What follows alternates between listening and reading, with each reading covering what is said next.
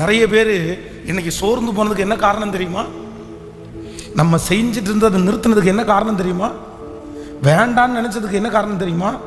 நன்றி இல்லாதவங்கள நிறைய பேரை பார்த்து பார்த்து நம்ம ஏன் செய்யணும், நம்ம எதுக்கு பண்ணணும், வேண்டாம், நம்ம பண்ணி என்ன கைத்தட்டா கிடைக்க போகுது, நம்மளை சந்தோஷப்படுத்த போறாங்களா, வேண்டாம், நம்ம போய் எதுக்கு செய்ய போகிறோம் அப்படின்னு நினச்சி நம்ம நிறைய பேர் ஜெபம் பண்ணுறதை விட்டுட்டோம், உதவி செய்கிறத விட்டுட்டோம், ஊழியம் செய்கிறத விட்டுட்டோம். ஆனால் இன்று ஆண்டவர் உங்கள் ஒவ்வொருத்தையும் பேசிகிட்டு இருக்கிறாரு. அடுத்தவங்க உங்களுக்கு தேங்க்ஸ் சொல்லணும், நன்றி பாராட்டணும் அப்படின்றதற்காக நீங்கள் செய்கிறவர் அல்ல. நீங்களும் நானும் ஆராதிக்கிற கர்த்தர் அவர் நன்றி அறிவு இல்லாதவர்களுக்கும் நல்லோர் மேலும் தீயோர் மேலும் மழையை வர்ஷிக்க பண்ணுகிற கர்த்தராயிருக்கிறார். நன்மை செய்கிறது அவர் சோர்ந்து போகவே இல்லை. வேதம் சொல்லுகிறது, நன்மை செய்கிறதிலே நாம் சோர்ந்து போகாதவர்களாய் இருப்போமே, ஆனால் ஏற்ற காலத்தில் நம்ம என்ன பண்ணுவோமா, அறுப்போம். ஆமேன்னு சொல்லுங்கள். இந்த சோர்வை குறித்து இன்னைக்கு ஒரு 3 காரியத்தை நான் இன்னைக்கு உங்களோட பேசி உங்களுக்காக ஜெபிக்க போறேன். நல்லா கவனிச்சுக்கோங்க. இந்த சோர்வு உங்களுக்கு எது வரைக்கும் போகக்கூடாது அப்படின்றதை இன்னைக்கு நான் சொல்வதற்கு ஆசைப்படுகிறேன். நல்லா கவனிச்சுக்கோங்க. சோர்வு என்கிறது அதை அவாய்ட் பண்ணவே முடியாத ஒன்று. ஆமேன். நம்புறீங்களா? எத்தனை பேர் ஆமோதிக்கிறீங்க? சோர்வு என்கிற ஒன்று எப்பேற்பட்ட மனுஷனுக்கும் கண்டிப்பா. பாஸ்டருக்கு சோர்வு வருமா? வருமா? கேட்கல. கண்டிப்பா வரும். பெரிய பெரிய பதவியில் இருக்கிறவங்களுக்கு சோர்வு வருமா? எல்லாருக்குமே சோர்வு என்கிறதற்கு வரும். வேதத்தில் அதுக்கு நிறைய ஆதாரங்கள் இருக்கிறது. எவ்வளவு ஆக்டிவா இருந்தாலுமே ஒரு காலத்தில் அவங்களுக்கு என்ன வரும்? ஆனால் இந்த சோர்வு வருகிறது சகஜம்தான். அது அவாய்ட் பண்ண முடியாத ஒன்று. ஆனால் இந்த சோர்வை நீங்க கையாளுறதுல ரொம்ப கவனமா இருக்கணும். இந்த சோர்வை நீங்க சில படிகள் தாண்டி அதை விட்டுட்டீங்க அப்படின்னு சொன்னா இந்த சோர்வு உங்களை என்ன பண்ணும்னா எதுவுமே பண்ண விடாம உங்களை அழிச்சிடும். இதுக்கு உதாரணம் யார் அப்படின்னா, நல்ல ஒரு உதாரணம் யோனா. நீங்க யோனாவின் புஸ்தகத்தில் நீங்கள் வாசிப்பீர்கள் ஆனால் அந்த வசனத்தை நீங்க வாசிக்க முடியும். யோனாவின் தீர்க்க தரிசன புஸ்தகத்தில் அந்த வசனம் இருக்குது. யோனாவின் தீர்க்க தரிசன புஸ்தகம் 4ஆம் அதிகாரம் 8வது வசனத்தை வாசிப்பீர்கள் ஆனால், சூரியன் உதிக்கிற போது தேவன் உஷ்ணமான கீழ்காற்றை கட்டளையிட்டார். அப்பொழுது வெயில் யோனாவுடைய தலையின் மேல் படுகிறதுனால் அவன் சோர்ந்து போய் தனக்குள்ளே சாவை விரும்பி, நான் உயிரோடு இருக்கிறதை பார்க்கலும் சாகிறது நலமாயிருக்கும் என்றார். ஹலோ, நல்லா கவனிச்சுங்க. இந்த சோர்வை நீங்க சரியான விதத்திலே கையாள விட்டா இந்த சோர்வு உங்களை எங்க வரைக்கும் கொண்டு போகுமா? சூசைட் பண்ற வரைக்கும், தற்கொலை முயற்சி அளவுக்கு கொண்டு போயிருமாம். பக்கத்தில் இருக்கிற கையை பிடிச்சி சொல்லுங்க, நீங்க சோர்வை கவனிக்காம விட்டுட்டீங்கன்னா, நீங்க சோர்விலிருந்து வெளியே வரல அப்படின்னா நீங்க உயிரோடு வாழ்றத விரும்பாம சாவ விரும்பீங்க. ஆமென். சாவ நிறைய பேர் இந்த உலகத்தில் இருக்கிறவங்க நிறைய பேர் வாழ்றத விரும்புறது இல்லை. வாழ்க்கையை நிறைய பேர் பிடிச்சி வாழ்றது இல்லை. என்ன விரும்புறாங்க அப்படின்னு சொன்னா, இன்னைக்கு சாவு வந்தாலும் நல்லா இருக்கும், மனரம்யமாய் மரணத்தை எதிர்பார்க்கறது தவறல்ல. சிலர் ரொம்ப முக்தி அடைந்து இந்த உலகத்தில் இருக்கிற எல்லாமே பார்த்துட்டு ஃபினிஷ் அப்படின்னு நினைச்சு இனி மரணம் வந்தா பரவாயில்ல, மரணத்தை எதிர்நோக்கி காத்திருக்கிறது தவறல்ல, அது சரியானதுதான். கிறிஸ்து எனக்கு ஜீவன், சாவு எனக்கு. ஒரு உண்மையான ஒரு தேவனுடைய பிள்ளை நீங்க ஆண்டவருக்குள்ள முழுமையா வந்துட்டீங்க, ஆண்டவரோட நீங்க நடக்கிறீங்க, ஆண்டவர் மேல உங்களுக்கு ஒரு பெரிய நம்பிக்கை இருக்கு அப்படின்றதுக்கு மிகப்பெரிய அர்த்தம் என்ன அப்படின்னா, கிறிஸ்து எனக்கு ஜீவன், சாவு எனக்கு. இன்றைக்கு நான் மரிச்சா கூட நான் பரவாயில்ல அப்படின்னு நினைக்கிறவங்க தான் உண்மையாய் ரொம்ப அப்படின்னா முழுமை அடைந்த ஒரு தங்கன்னு வச்சுங்களேன்.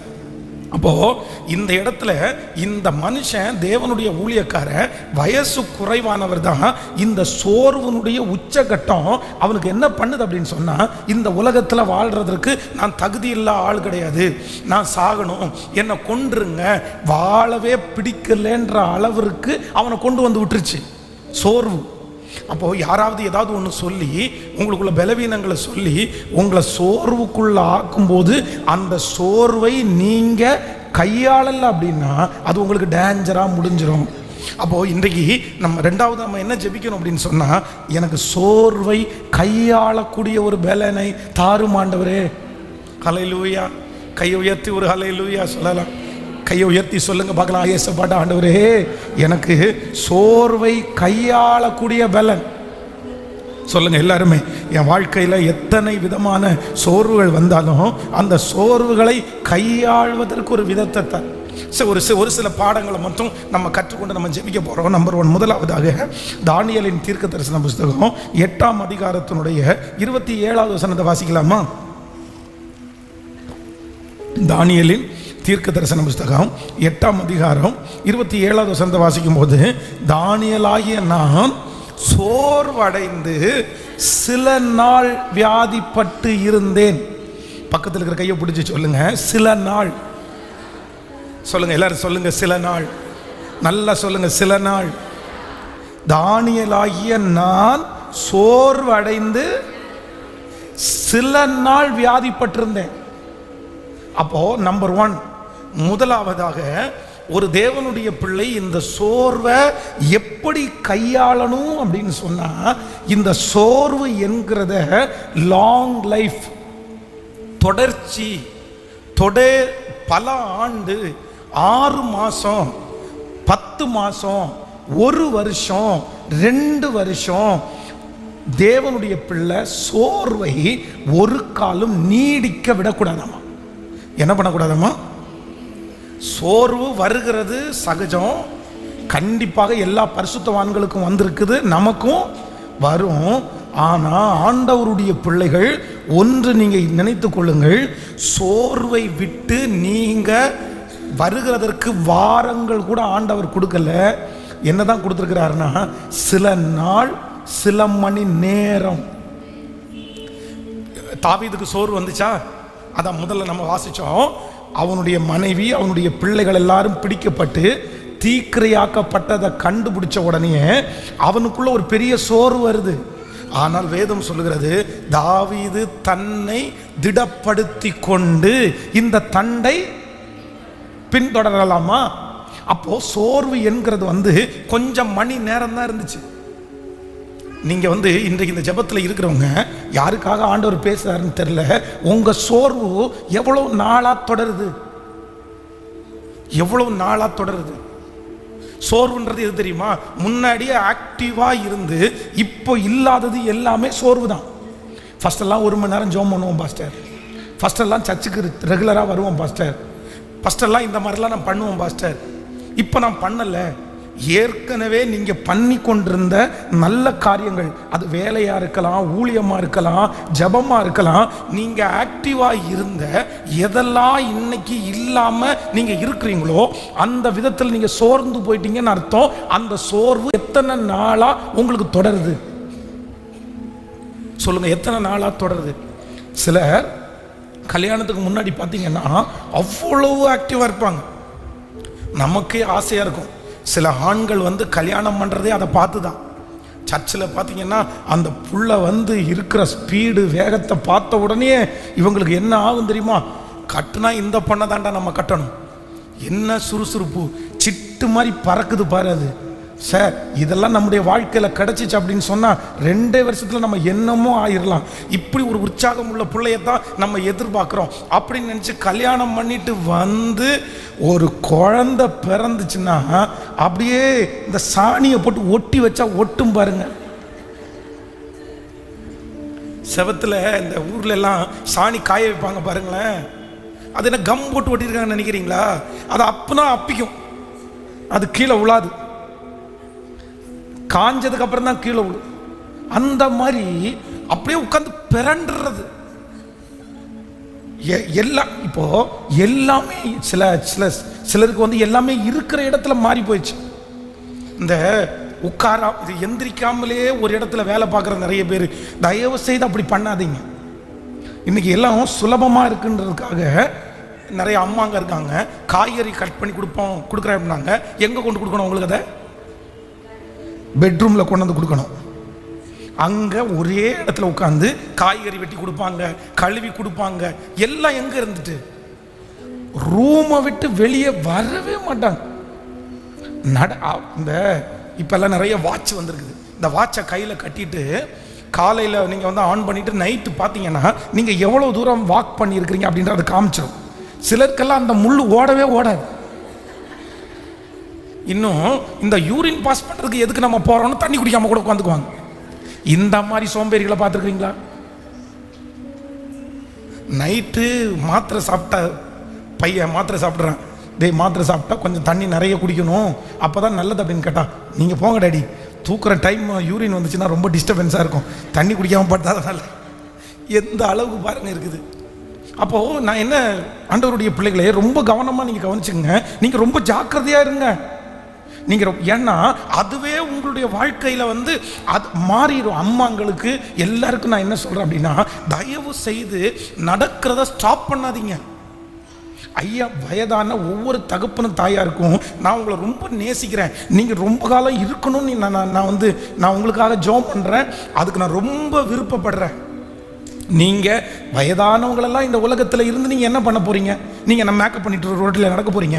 அப்படியெல்லாம் கிடையாது. நீங்கள் இருந்தால் எங்களுக்காக ஜெபம் பண்ணுவீங்க, அடுத்த ஜெனரேஷனுக்காக ஜெபம் பண்ணுவீங்க, இதானே பண்ண போகிறீங்க. அப்போது நீங்கள் உயிரோடு இருக்கணும், நீங்கள் பலத்தோடு இருக்கணும், நீங்கள் சுகத்தோடு இருக்கணும்.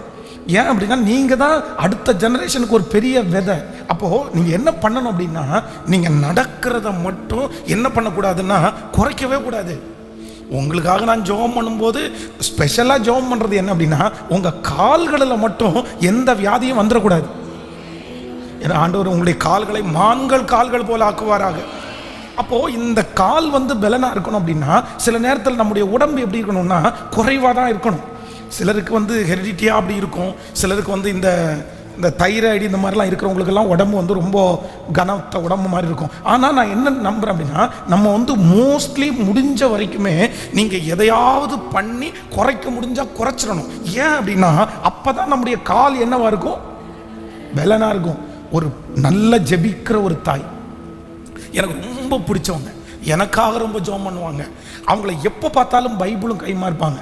போன வருஷம் மட்டும் பைபிளை 3 டைம் வாசித்து முடிச்சிட்டாங்க. முழு பரிசுத்த வேதாகமத்தையும் 3 முறை வாசித்து முடித்தாங்க. ஆனால் இப்போ வந்து கடந்த சமீபத்தில் அவங்களை போய் பார்க்கும்போது அவங்களுடைய காலை பார்க்கும்போது எனக்கு ரொம்ப கஷ்டமாக இருந்துச்சு. அவங்க முன்னாடி வச்சு அதை நம்ம வந்து ரியாக்ட் பண்ண வேண்டாம் அப்படின்னு வெளியில் என்னுடைய வாகனத்தில் போகும்போது அவங்களுக்காக ரொம்ப வருத்தப்பட்டு நான் ஜெபம் பண்ணேன். ஏன்னா நான் உடம்புனுடைய அந்த வெயிட் ரொம்ப அதிகமானதுனால கால் அப்படியே வளைஞ்சிருச்சு அவங்களுக்கு. இந்த உள்ளங்கால் பாருங்கள், பாதத்தை வந்து கீழே வச்சா அப்படியே ஊனி நிற்கணும், அப்படி நிற்க முடியாமல் அது லைட்டாக அந்த பெருவிரல பார்த்தா அது டேன் ஆயிருச்சு, அந்த வெயிட் தாங்க முடியாமல். அப்போது என்னென்னா அதை வந்து குற்றப்படுத்துவதற்கோ அப்படின்னு சொல்லலை. முடிஞ்ச வரைக்கும் நம்ம என்ன பண்ணிடணும் அப்படின்னு சொன்னால், நீங்கள் வந்து கொஞ்சம் அதை முயற்சி எடுத்துடணும். ஒரு அளவு தான் பைபிளில் இது சொல்லியிருக்காருன்னா கண்டிப்பாக சொல்லியிருக்குது. ஏலியை குறித்து வேதம் சொல்லுது, அவன் ஸ்தூலித்த மனுஷனாக இருந்தபடினால் அவனுக்கு என்ன தேவைப்படுச்சு தெரியுமா? சேர் தேவைப்படுச்சு. எப்போவுமே ஆசரிப்பு கூடாரத்தில் பிரதான ஆசாரி அங்கே இருக்கும்போது சேரெல்லாம் நாற்காலி எல்லாம் உள்ள ரொம்ப போட மாட்டாங்க. ஆனால் ஏலிக்காக ஒரு நாற்காலி போடப்பட்டுருந்துச்சு. ஏன் அப்படின்னா அவரால் நிற்க முடியாது. இன்னும் ஒரு துக்க செய்தி கேட்ட உடனே மேலே இருந்து மல்லாக்க விழுந்து அவன் வந்து தன்னுடைய வயிறு வெடித்து இறந்துட்டான். ஸ்தூலித்த மனுஷனா இருந்தபடியினால் அவனுக்கு அந்த துக்கம் நேரிட்டதற்கு காரணம் அவனுடைய உடம்பு அதிகமாக இருந்ததுனாலன்னு பைபிள் சொல்லுது. இன்னும் ஜபம் பண்ணும்போது இந்த நெற்றி வந்து தரையில் படுகிறது ஒரு ஜபம். இந்த நெற்றி வந்து தரையில் படுறது. ஆனால் நமக்கு நிறைய பேருக்கு நெற்றி வந்து நெஞ்சுகளை கூட போகாது. ஏன் அப்படின்னா நம்ம இவ்வளோ பெரிய கொடை வண்டி வச்சுருந்தா எப்படி போகும்? போகாது. அப்போ பைபிள் வந்து அப்படியே ஸ்தூலித்த மனுஷனாக இருக்கிறத விரும்பலை. எப்படி விரும்புது அப்படின்னு சொன்னால், நாம் அளவாக இருக்கிறது தான் கர்த்தர் விரும்புகிறார். ஆமேன் சொல்லுங்கள். அப்போது ஆண்டவருடைய பிள்ளைகளை ஒன்று நினைத்து கொள்ளுங்கள், உங்கள் சோர்வில் நீங்கள் ரொம்ப கவனமாக இருக்க வேண்டியது என்ன அப்படின்னா, அதை நீடிக்கிறதுக்கு நீங்கள் என்ன பண்ணக்கூடாது? விடவே கூடாது. ஒரு நாள் தான். நீங்கள் ஆண்டவர் சொல்கிறாரு, காலையிலே அழுகை என்றால் மாலையிலே உங்களுக்கு கேட்கல. 12 மணி நேரம் சூரியன் அஸ்தமிக்கிறதுக்கு முன்பாக உங்களுடைய கோபம். பக்கத்தில் இருக்கிற கையை பிடிச்சி சொல்லுங்க, சில விஷயத்துக்கெல்லாம் கால அளவு 12 மணி நேரம் தான். சொல்லுங்க. 12 மணி நேரத்துக்குள்ள நீங்க என்ன பண்ணிடணும்? 12 மணி நேரத்துக்குள்ள மாறிடணும். 12 மணி நேரத்துக்குள்ள சரியாயிரணும். 12 மணி நேரத்துக்குள்ள அந்த துக்கத்தை மறந்துடணும். 12 மணி நேரத்துக்குள்ள அவன் பேசின கசப்பை மனசுல வைக்க கூடாது. எவ்வளவு மணி நேரம்? சூரியன் அஸ்தமிக்கிறதுக்கு முன்னாடி. அவ்வளவுதான். நமக்கு நிறைய பேருக்கு எப்ப தொடர்ந்து தெரியுமா? 1942 இப்போ கொண்டு வந்து பேசிட்டு இருப்பாங்க. 2008 கல்யாணம் ஆச்சு சார் எனக்கு. ஆனால் மாப்பிள்ளை வீட்டுக்காரங்க எவ்வளோ பெரிய பிரச்சனை பண்ணாங்க தெரியுமா? மறந்துடுவேன்னு நினச்சியா? நான் மறக்க மாட்டேன். அது ஒரு பெரிய, ஆமாம், கல்வெட்டில் எழுதி வச்சிருங்க நீங்கள். இவர் மறக்கவே மாட்டாராம்மா. நாளைக்கு ஒரு டைரி போடுங்க, அதில் 1982 நடந்த எழுதி வச்சிருங்க, நல்லாயிருக்கும். ஒரு பெரிய விஞ்ஞானி, ஒரு பெரிய மூலக்காரர், மறக்கவே மாட்டாராம்மா. நான் என்ன மறந்துடுவேன்னு நினைக்கிறியா? அன்னைக்கெல்லாம் நீ பண்ணது கொஞ்சம் நெஞ்சமா. போன வருஷம் என்ன பண்ணுன, போன மாதம் என்ன பண்ணுன, ஆண்டவர் எவ்வளோ நேரம் தான் கொடுத்துருக்கிறாரு? கேட்கல, அவ்வளோதான், தூக்கி போட்டு போக வேண்டியதான். சரி, சிமையை தூசிக்கிறான், கர்த்தர் அனுமதிச்சிருக்கிறாரு. என்ன ஆமீனே வரமாட்டேங்குது? கேட்கல, கர்த்தர் அனுமதிச்சிருக்கிறார் சிமையை தூசிக்கிறது. சரிப்பா, நீ பேசணும்னு ஆண்டவர் அனுமதிச்சார், நீ பேசிட்ட விட்டுரு. அடுத்த நிமிஷம் பார்க்கும்போது ஹலோ ஹாய், என்ன நான் உங்களுக்கு பேசினது உங்களுக்கு உரைக்கலையா? இல்லைன்னா உங்களுக்கு நான் பேசினது அடுத்து வருத்தமா இல்லையா? நான் என்னத்தப்பா அதை மனசில் வச்சு வருத்தப்படுறதுக்கு? ஆனால் நிறைய பேருக்கு உள்ளுக்குள்ள குப்பை அடைஞ்சு கிடந்து அது புழு வச்சு நாரி நாத்தம் எடுத்து எத்தனை வருஷம் யாரு கெட்டு போறா? அந்த அசுத்தத்தை எல்லாம் உங்க இருதயத்துக்குள்ளையும் உங்க சிந்தனைக்குள்ளையும் வச்சதுனால யார் கெட்டு போவா? கேட்கலையே, கேட்கல. யார் கெட்டு போவா? நம்ம தாங்க கெட்டு போவோம். நாத்தை யாருக்கு தான் அடிக்கும்? குப்பையெல்லாம் உடனுக்குடன் என்ன பண்ணணும்? பக்கத்தில் கையை பிடிச்சி சொல்லுங்க, வீட்டினுடைய குப்பையை கிளீன் பண்ணா பத்தாது, நெஞ்சில் உள்ள இருதயத்தில் உள்ள குப்பையை கிளீன் பண்ணணும், சிந்தையில் இருக்கிற குப்பையை கிளீன் பண்ணணும். நிறைய பேருக்கு ஸ்டாக்கேஜ் நிறைய இருக்கு. மறக்கவே, மாமியார் பேசினதை மறக்க முடியாது, மாமனார் சொன்னதை மறக்க முடியாது, வீட்டுக்காரர் சொன்னதை மறக்க முடியாது. அப்படியே மனசுக்குள்ளே ஆண்டவர் சொல்றார், இல்லவே இல்லை, உன்னுடைய சோர்வை தயவு செய்து என்ன பண்ணாதீங்கன்னா அப்படியே லாங் டைம் கொண்டு போகாதீங்க. நான் உங்களுக்கு விளையாட்டாய் சொன்னது போல இருக்கும். ஆண்டவருடைய பிள்ளைகளை ரொம்ப ஜாக்கிரதையா இருங்க, ரொம்ப ஜாக்கிரதையா இருங்க. ஒரு நாள் அவ்வளோ ஆண்டவர் அழகா என்ன வச்சிருந்தார், அவ்வளோ பலசாலியாக கர்த்தர் நான் வச்சுருந்தாரு. நான் சொல்லுவேன், அந்த டைமில் எல்லாம் ஒரு 20-22 வயசுல எல்லாம் சொல்லுவேன், என்ன மாதிரி பலசாலி யாருமே இல்லை அப்படின்ற அளவுக்கு. அப்படின்னா 100 கிலோ மூட்டை அப்படின்னா கூட அதை தூக்கி வச்சா கொண்டு சுமக்க முடியும். எல்லாருமே இந்த செங்கல் சூளையில் பார்த்தீங்க அப்படின்னா 6 கல் 8 கல் தலை மேலே வச்சு கொண்டு போவாங்க. நான் பெருமைக்காக சொல்லலை, அந்த டைம் நிறைய கல்லை கொண்டு போய் அந்த அப்படியே ஒரு 2000 கல்லை எடுத்து கொண்டு போய் இன்னொரு வச்சா அவ்வளோதான், அடங்கல் மாதிரி பேசிட்டோம்னா நிறைய காசு கிடைக்கும். ஒரே டைம் 36 கல் வரைக்குமே சுமந்துருக்கேன். 36 அப்படியே மேலே அடிக்கி அவ்வளவு பலசாலி. ஆனால் ஊழியத்துக்கு அப்பவும் பலசாலியாக தான் இருந்தோம். ஒரு திருச்சி டிரான்ஸ்ஃபர் ஆகும்போது சும்மா ஒரு நாள், அது வரைக்கும் ஃப்ரெண்ட்ஸ் எல்லாம் இருந்தாங்க, பைபிள் காலேஜ் நண்பர்கள் இருந்தாங்க. ஃபஸ்ட் டைம் தனிமையில் படுத்து கிடக்கும்போது ஒரு நாள் தோணுது, சரி நம்ம ஊழியத்துக்கு வந்தது தப்போ அப்படின்னு மனசில் நினைக்கிறேன். நம்ம ஊழியத்துக்கு வந்திருக்க கூடாதோ. ஊழியத்துக்கு வந்ததுக்கு அப்புறம் தான் கோவுக்கும் கேட்குமே வித்தியாசம் தெரிஞ்சிச்சு. ஊழியத்துக்கு வந்ததுக்கு அப்புறம் தான் ஒழுங்கா ட்ரெஸ்ஸு சாப்பாடுமே அந்த மாதிரி எவ்வளோ மேன்மையாக ஆண்டவர் வச்சுட்டாரு பாருங்க. பிசாசு கொடுக்குற மூளையை பாருங்க. ஏன் அப்படின்னு கேட்டால் நானே பதில் சொல்கிறேன். நீ ஊழியத்துக்கு வந்ததுனால தானே ஃப்ரெண்ட்ஸ் உனக்கு இல்லை, நீ ஊழியத்துக்கு வந்ததுனால தானே ஜாலியாக இருக்க முடியல, நீ ஊழியத்துக்கு வந்ததுனால மற்றவங்கள மாதிரி எல்லாத்துமே செய்ய முடியல, உனக்கு எல்லாமே தப்புன்னு தெரியுது.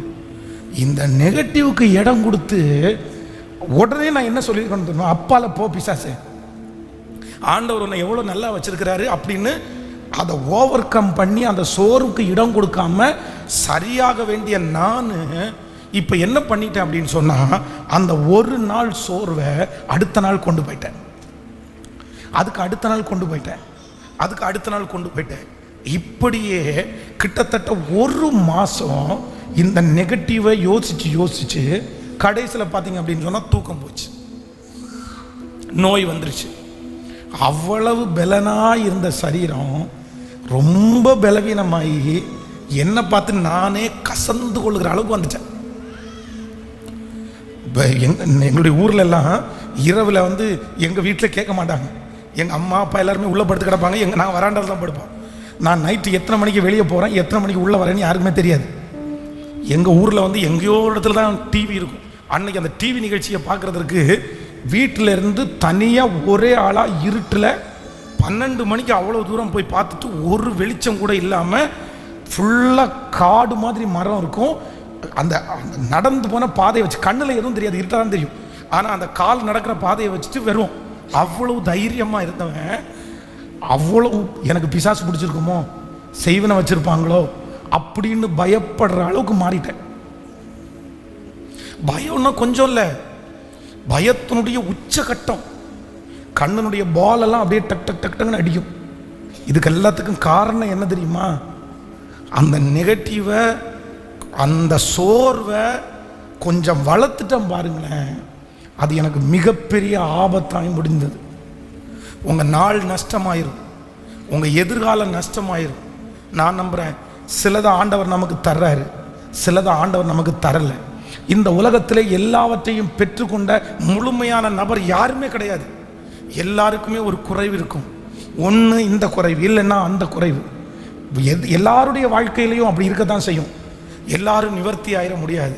அதுக்காக சோர்ந்து போய் அவங்களுக்கு கிடைச்சது எனக்கு கிடைக்கல, இவங்களுக்கு கிடைச்சது எனக்கு கிடைக்கல அப்படின்னு நீங்கள் சோர்ந்து போய் அந்த சோர்வை கண்டினியூ பண்ணிட்டீங்கன்னா உங்களை யாராலும் தூக்கி எடுக்க முடியாது. கடைசியில் ஆண்டவரை பார்த்து, ஏன் ஆண்டவரே என்னை கைவிட்டீங்கன்னு கேட்டால், ஆண்டவர் என்னை பார்த்து சொன்னது, உன்னை ஏன் கைவிட்டேன்? உன்னை யாரு கைவிட்டா? நீயா அதை பண்ணிட்ட, நீயா அதை வளர்த்துட்ட. உனக்கு என்ன குறைவு எழுது? உனக்கு நான் என்ன குறை வச்சேன் சொல்லு? இந்த ஊழியத்துக்கு வந்ததுக்கு பிறகு நீ என் நன்மையை பெற்றுக்கொள்ளலையா? நீ என்னை தேடி வந்ததுக்கு அப்புறம் நீ வளரலையா? ஆண்டவர் என்னை பார்த்து கேட்ட கேள்வி, உனக்கு என்ன? உன் கூட படித்த எல்லாரை விட உன்னை நல்லா வைக்கலையா? உன் கூட இருக்கிற ஃப்ரெண்ட்ஸை விட நான் உன்னை நல்லா வைக்கலையா? நீ திரும்பி பாரு, நீ வளர்ந்துருக்கிறியா குறைஞ்சிருக்கிறியா? அப்போதான் ஆண்டவரிடத்தில் சொன்னேன், எனக்கு ஒரு குறைவும் வைக்கல, ஒரு குறைவும் வைக்கல. இது வந்ததுக்கு அப்புறம் எனக்கு அப்போ இந்த சோர்வை வளர்த்தினது யாரு? யாரு? அப்போ நம்பர் 1, முதலாவதாக இந்த சோர்ந்து போயிருக்கிற ஒவ்வொரு பிள்ளைகளே, உங்களுடைய மகனுக்காக ஜெபம் பண்ணி நீங்க சோர்ந்து போயிருக்கலாம். ஏதோ ஒரு காரியத்தை எதிர்பார்த்து நீங்க சோர்ந்து போயிருக்கலாம். யாராவது ஒருத்தர் உங்களை பேசி உங்க மனசை உடைச்சு நீங்க சோர்ந்து போயிருக்கலாம். உங்க வியாதியை பார்த்து நீங்க சோர்ந்து போயிருக்கலாம். இல்லைன்னா உங்களுக்கு கிடைக்காத ஒன்றை நினைச்சு நீங்க சோர்ந்து போயிருக்கலாம். ஆண்டவர் இன்னைக்கு வாக்கு கொடுக்குறாரு, அதை நினைச்சு நீ சோர்ந்து போறதுக்கு என்ன இருக்கு? உனக்கு தேவையானதை அந்தந்த நேரத்தில் பரலோகம் உங்களுக்காக கண்டிப்பாக தரும். அதில் எந்த மாற்று கருத்தும் இல்லை. கர்த்தர் நிச்சயமாய் உனக்கு குறித்திருக்கிறதை நிறைவேற்றுவார்.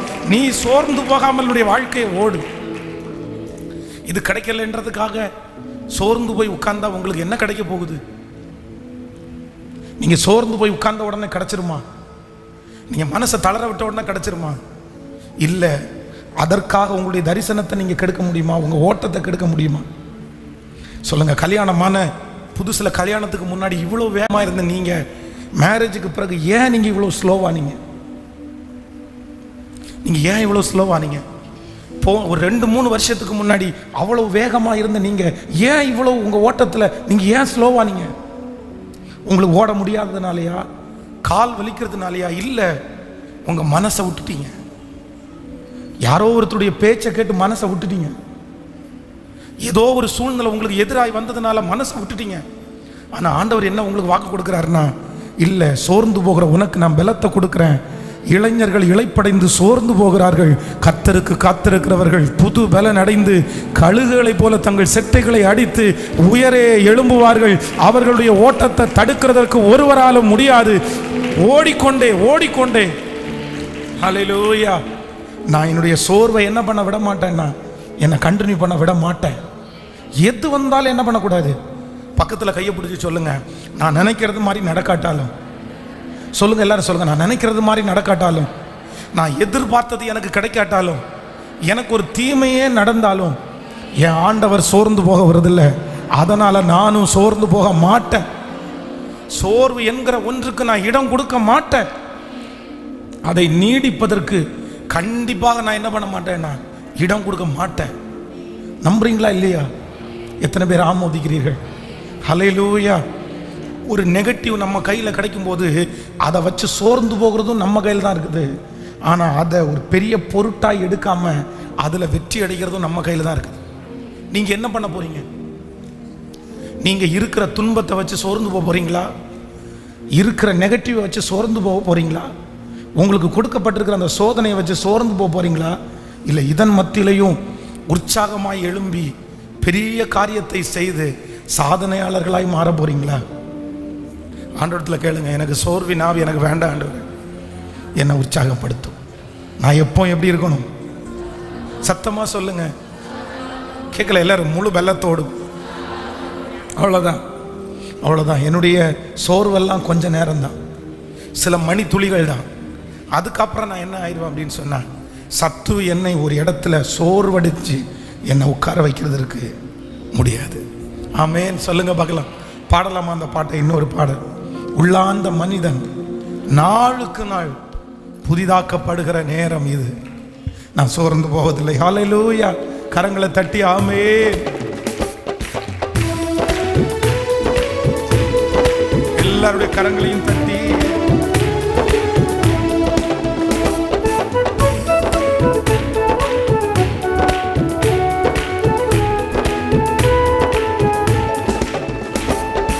உள்ளாந்த மனிதன் நாளுக்கு நாள் புதிதாக்கப்படுகின்ற நேரம் இது.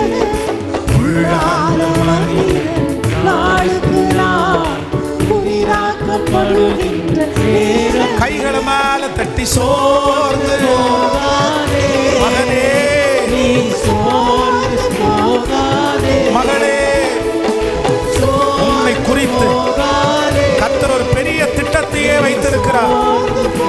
உன்னை குறித்து பெரிய நோக்கத்தையே வைத்திருக்கிறார். நீ சோர்ந்து போய் படுத்து கிடக்கிறவன் அல்ல. உனக்கு இங்கே என்ன வேலை? நீ போக வேண்டிய தூரம் வெகு தூரம். அதி சீக்கிரத்தில் நீங்கிவிடும் இந்த லேசான உபத்திரவம். அதி சீக்கிரத்தில் நீங்கிவிடும் இந்த லேசான உபத்திரவம். ஈடு இணையில்லா, ஈடு இணையில்லா. நம்பிக்கையோட பாடுங்க. இந்த பிரச்சனையினால வந்துடும், இந்த அவமானத்துல கிடைக்கும். கர்த்தர் உங்க கையில கொடுத்திருக்கிற அந்த சோர்வுல கிடைக்கும். சோர்ந்து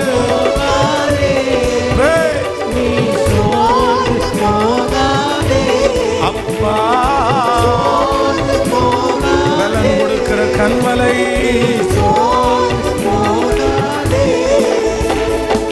காண்கின்ற உலகம் தேடவில்லை. அதானே அதானே உங்க லட்சியம். தேடவில்லை, நாடுகிறோம். சோர்ந்து சோர்ந்து ஹல்லேலூயா. நீ சோர்ந்து போகாதே. ஆமென். இந்த பாட்டு ரொம்ப அழகா எழுதியிருக்கிறாங்க. அருமையான பெர்க்மன் ஐயா எவ்வளவு அழகா எழுதியிருக்காங்க பாருங்க. அவங்க இந்த பாட்டில் என்ன அர்த்தம் கொண்டு வர்றாங்க அப்படின்னு சொன்னா, நான் சோர்ந்து போக மாட்டேன். ஏன் அப்படின்னா ஒவ்வொன்றும் சொல்றாரு. ஈடு இணையில்லா மகிமை எனக்கு வரும், அதனால நான் என்ன பண்ண மாட்டேன். இப்போ ஆண்டவர் உங்க கையில் கொடுத்துருக்கிற இந்த சோர்வு இல்லை, இந்த இப்போ உங்களுக்கு கடந்து போக பண்ணுகிற இந்த சோதனை, ஆண்டவர் என்ன வாக்கு கொடுக்குறாரு அப்படின்னா, நீ சோர்ந்து போகாத, இதனால உனக்கு என்ன வருமாமா? ஈடு இணையில்லா மகிமை வரும். அதனால நீ சோர்ந்து போகாத. எனக்கு ரொம்ப பிடிச்ச சரணம், நான் சோர்ந்து போக மாட்டேன். ஏன் அப்படின்னா, காண்கின்ற உலகம் காணாத நான் ஏன் சோர்ந்து போகணும்? இந்த உலகம் எனக்குரியது, இந்த உலகம் எனக்கு சொந்தம் இல்லை. நான் தேடுறது எதை? நான் பரலோகத்தினுடைய பிள்ளை. இந்த உலகம் எனக்கு டெம்பரவரி தான். அதனால இந்த சின்ன சின்ன விஷயத்துக்கெல்லாம் ஏன் சிலருக்கு வீடு இல்லைன்னு ஒரு சோறு வரும் பாருங்களேன். அவங்கெல்லாம் வீடு கட்டிட்டாங்க, நான் வீடு கட்டலை. அவங்கெல்லாம் கார் வாங்கிட்டாங்க, நான் கார் வாங்கலை.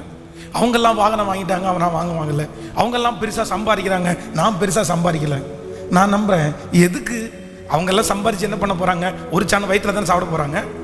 ஒரு நேரத்தில் எத்தனை சட்டை போடுறாங்க? ஒரு சட்டை தானே போட போகிறாங்க. ஒரு நேரத்துக்கு மேலே அளவுக்கு மிஞ்சி சாப்பிட முடியாதுல்ல. நம்மளை மாதிரி தான் அவங்க சாப்பிட்றாங்க, நம்மளை மாதிரி தான் தூங்குறாங்க, நம்மளை மாதிரி தான் உடுத்த முடியும். அதுக்கு மேலே 4 சட்டையை போட்டு எனக்கு இருக்குன்னு 4 சட்டையை போட்டால் பைத்தியக்காரன் வாங்க. ஆமேன்னு சொல்லுங்கள். நம்மளும் நைட்டு தூங்குறோம், அவங்களும் நைட்டு தூங்குறாங்க, அவ்வளோதான். ஒன்றும் கொண்டு போகிறது இல்லை. நிர்வாணியா என் தாயின் கருவத்திலிருந்து பிறந்தேன், நிர்வாணியா அவ்விடத்திற்கு கேட்கல. ஒன்றும் கொண்டு போகிறதும் இல்லை. அதை வச்சு ஒன்றும் பண்ண முடியாது. நான் நினைக்கிறது பரலோகம். ஹல்லேலூயா. எத்தனை பேர் பாட போகிறீங்க? இப்போ இந்த பாட்டினுடைய அர்த்தத்தை உணர்ந்து பாட போகிறோம். அடுத்த இது நான் சோர்ந்து போக மாட்டேன். கிறிஸ்துவின் பொருட்டு நெருக்கப்பட்டால் பாக்கியம் நமக்கு. சொந்தக்காரங்க திட்டுனாங்களா? உங்களுக்கு என்னவாமா? கேட்கலையே. அதை பாக்கியம்னு நினைச்சாதான் பாக்கியம். பக்கத்து வீட்டு பாக்கியத்தை நினைச்சா பாக்கியம் கிடையாது. ஆமா, நிறைய பேர் பாக்கியமே நினைக்கிறது இல்லை. அவமானத்தை, நிந்தைய கிறிஸ்துவின் நிமித்தம் வருகிற பாட பாக்கியம்னு ஏன் நினைக்க மாட்டேங்கிறீங்க? ஆண்டவருக்காக பாடுபடுறது எவ்வளவு பெரிய பாக்கியம். நீங்க பாக்கியம்னு நினைச்சாதான் பரலோகத்தில் உங்களுக்கு பலன். ஹல்லேலூயா. என் நிமித்தம் உங்களை என்ன பேசினாலும் சந்தோஷப்பட்டு களி கூறுங்கள், பரலோகத்தில் உங்களுக்கு பலன். கேட்கல? மிகுதியா இருக்கும், மிகுதியா இருக்கட்டும், பேசட்டும். பேச பேச நமக்கு பாயிண்ட்ஸ் என்ன ஆகுது? கேட்கல? இந்த கேம்ஸ் விளையாடுற பசங்க எல்லாம் பார்த்தீங்க அப்படின்னா, எங்கேயாவது போய் உன்னை பிடிச்சிட்டாங்கன்னா அவங்களுடைய அந்த ஸ்கோர் வந்து அதிகமாகும், அவங்களுடைய மார்க் அதிகமாகும். அப்போ நான் நம்புகிறேன், பரலோகத்தில் நமக்குன்னு ஒரு மார்க் இருக்குது. அது எப்போ அதிகமாகும் தெரியுமா? பக்கத்துக்காரன் நம்மளை ஆண்டவரை தேடுறதுனால கெட்ட வாரத்தில் திட்டுனா நமக்கு ஒரு பாயிண்ட் ஏறும். ஊழியம் செய்கிறதுனால ஒன்று ஏறும். ஆண்டவருக்கு ஊழியத்தில் தாங்கிறதுனால, ஜபிக்கிறதுனால, இது எல்லாத்துலேயும் ஒவ்வொரு பாயிண்ட்ஸு. மற்றவங்க திட்டுறதை சகிச்சா கூட அப்போ உங்களுக்கு நல்லதா கெட்டதா? அதான் ஆவிக்குரிய கண்கள் நமக்கு தேவை. ஆமென் சொல்லுங்க பார்க்கலாம். பாடலாமா எல்லாரும் கரங்களை தட்டி? Thank you Jesus. நன்றி அப்பா, நன்றி.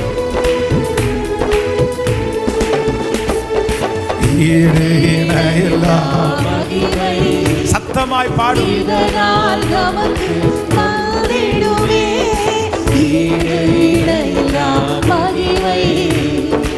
இதனால் நமக்கு வந்திடுமே. சோர்ந்து போகாதே, நீ சோர்ந்து போகாதே அப்பா. சோர்ந்து போகாதே, நீ சோர்ந்து போகாதே. சீக்கிரத்தில் நீங்கிவிடும் இந்த லேசான உபத்திரவம் சீக்கிரத்தில் நீங்கிவிடும். இந்த லேசான காண்கின்ற உலகம், காண்கின்ற உலகம் தேடவில்லை, காணாத பரலோகம் நாடுகிறோம். காண்கின்ற உலகம் தேடவில்லை, காணாத பரலோகம் நாடுகிறோம். சோர்ந்து போகாதே அப்பா. சோர்ந்து போகாதே, பாட பாட அந்த கிருபை உங்களுக்கு வரட்டும். சோர்ந்து போகாதே, நன்றி அப்பா. போகாதே. ஆதி சீக்கிரத்தில் நீங்கிவிடும் இந்த லேசான உபத்திரவம் ஆதி சீக்கிரத்தில் நீங்கிவிடும் இந்த லேசான. கடைசியாக கிறிஸ்துவின் பொருட்டே, கிறிஸ்துவின் பொருட்டே நெருக்கப்பட்டார் பாக்கியம் நமக்கு. பாக்கியமே. கிறிஸ்துவின் பொருட்டே நெருக்கப்பட்டார் பாக்கியம் நமக்கு. பாக்கியமே.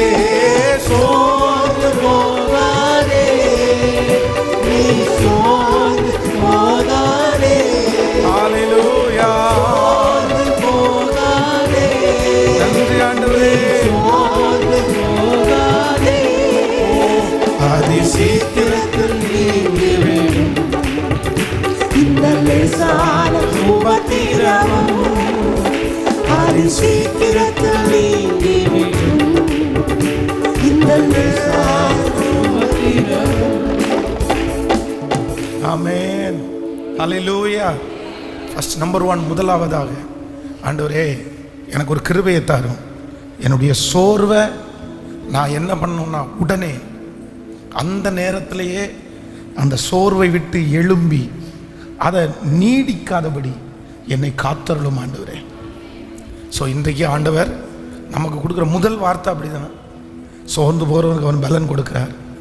அவர் பிடிக்கல, அவருக்கு நீங்கள் சோர்ந்து போய் இருக்கிறது பிடிக்காது. ஒரு டைம் சோர்ந்து போய் நீங்கள் சொல்கிறத ஆண்டவர் ஏற்றுக்குவார். சரி என்னமோ என் பிள்ளை சோர்ந்து போயிருக்குது. ஆனால் 2வது டைம் நீங்கள் சொல்கிறத ஆண்டவர் நிறைய ஏற்றுக்க முடியாது. மோசே ஃபஸ்ட்டு சோர்ந்து போய் பேசுகிறது உண்மைதான். 40 வருஷம் அவன் அப்படி நினைக்காத ஒரு பாதையில் போன உடனே, போதும் ஆண்டவரே என்ன இந்த ஊழியத்துக்கு நான் தகுதி உள்ளவன் அல்ல, வேற யாரையாவது அனுப்பும் அப்படின்னு சொல்லி சோர்வனுடைய உச்சகட்டம். அவ்வளோதான். சோர்வு வந்த உடனே எல்லாமே அவனை விட்டு போயிருச்சு. சோர்வு வந்த உடனே லட்சியம் அவனை விட்டு போயிடுச்சு, தரிசனம் அவனை விட்டு போயிருச்சு, அந்த ஊழிய தாகம் அவனை விட்டு போயிருச்சு. ஆண்டவர் ஆனால் சொல்கிறாரு இல்லை ஒன்றுதான். ஆனால் கடைசியில் ஆண்டவருக்கு என்ன வருது அப்படின்னு சொன்னால், திரும்ப திரும்ப ஆண்டவர் அவனை உற்சாகப்படுத்த நினைக்கிறாரு. ஆனால் அவன் உற்சாகமே ஆக மாட்டேங்கிறான், நெகட்டிவே பேசிகிட்டு இருக்கிறான். ஆண்டவருக்கு உடனே கோபம் வருது. நீங்கள் ஒன்று நினச்சிக்கோங்க, ஆண்டவர் நீங்கள் சோர்ந்து போகும்போது உங்களை தட்டி கொடுக்கறதுக்கு நிறைய வார்த்தையின் மூலமாய் ஆண்டவர் உங்களோட பேசுவார். நான் உன் கூட இருக்கிறேன்னு சொல்லுவார். இவ்வளோ தூரம் உன்னை நடத்தி வந்த பாதையை பாரு அப்படின்னு உங்களை என்கரேஜ் பண்ணுவார். ஆனால் மீண்டும் மீண்டும் நீங்கள் அதையே சொல்லி ஆண்டவரை வருத்தப்படுத்தினீங்கன்னா ஆண்டவர் கோவப்படுவார். நமக்கு வருமா வராதா சொல்லுங்களேன்? யாராவது ஒருத்தர் வீட்டில் உங்கள் பிள்ளையே இருக்க பாருங்க, ஏதாவது ஒரு காரணம் காமிச்சு ஸ்கூலுக்கு உங்கள் பிள்ளை போகாமல் இருக்குது. ஏன்டா போகல அப்படின்னு கேட்டால், மேக்ஸ் வாத்தியார் என்ன அடிக்கிறாரு அப்படின்னு சொல்கிறாங்கன்னு வைங்களேன். உடனே நீங்கள் சொல்கிறீங்க, நான் மேக்ஸ் வாத்தியார்கிட்ட வேணா பேசுகிறேன், சரி நாளைக்கு போய் சார் அவனை கொஞ்சம் இது பண்ணாதீங்க, அவன் ரொம்ப கஷ்டப்படுறான், ஸ்கூலுக்கு வரவே வேணான்றான், அதனால் கொஞ்சம் லெகுவாக நடத்துங்க அப்படின்னு சொல்கிறோன்னு வைங்களேன். அடுத்த நாள் காலையில் இல்லை சயின்ஸ் வாத்தியார் எனக்கு பிரச்சனை அப்படின்னு சொன்னால், சரிப்பா நான் பேசுகிறேன். ஒரு 2-3 நாள் நம்ம ஓகே சரி பிள்ளை திட்ட அப்படின்னு நம்ம யோசிப்போம். ஆனால் ஓயாமல் அதே காரணம் சொன்னால் நமக்கு நிறைய யாருமே படிக்கலையா, யாருமே திட்டுவாங்க இல்லையா, யாருமே அடி வாங்க இல்லையா, எல்லாருமே அடி வாங்காம தான் வந்தாங்களா, எல்லாருமே திட்டு வாங்காம தான் பாஸ் பண்ணாங்களா? படிக்கணும்னா திட்டுன்றது ஒன்று கேட்கல, வாங்கி தான் ஆகணும். நீ என்ன புதுசாக சொல்கிற அப்படி நமக்கு கோபம் வருமா வராதா? இதே தான் ஆண்டவரும் நமக்கு கற்பிக்கிறார். ஒரு டைம் நீங்கள் சொன்னதுக்கு சரி மகனே உன்னை லெகுவாக நடத்துகிறேன், சரி பரவாயில்ல நீ போ அப்படின்னு தட்டி கொடுப்பாரு. ஓயாம ஏதாவது ஒன்றை பேசிட்டு இருந்தா ஆண்டவர் உங்கள் மேலே வருத்தப்படுவாரா வருத்தப்பட மாட்டாரா சொல்லுங்க? இங்கே இருக்கிற யாரோ ஒருத்தர் மேலே வருத்தப்படுறாரு. இந்த சத்தத்தை கேட்குற யாரோ ஒருத்தர் மேலே ஆண்டவர் ரொம்ப வருத்தப்படுத்துறாரு. எத்தனை நாள் எத்தனை நேரம்? அதனால் என்னுடைய சோர்வை நான் நீடிப்பதற்கு நான் விட மாட்டேன். உடனே நான் எழும்புவேன், உடனே நான் மாறிக்குவேன். அடுத்த நிமிஷம் என்னுடைய டார்கெட்டுக்கு நேரம் நான் காலை எடுத்து வைப்பேன். என் இயேசு எனக்காக யாவையும் செய்து முடிக்கிறவர். அந்த வசனத்தை இன்னொரு வயசு கூட வாசிக்கலாம். 2வது அந்த காரியத்தை வாசிக்கலாம். தானியேலின் தீர்க்க தரிசன புஸ்தகம் 8ஆம் அதிகாரத்தினுடைய 27வது வசனத்தை மறுபடியும் வாசிக்கலாமா? தானியேலாகிய நான் சோர்வடைந்து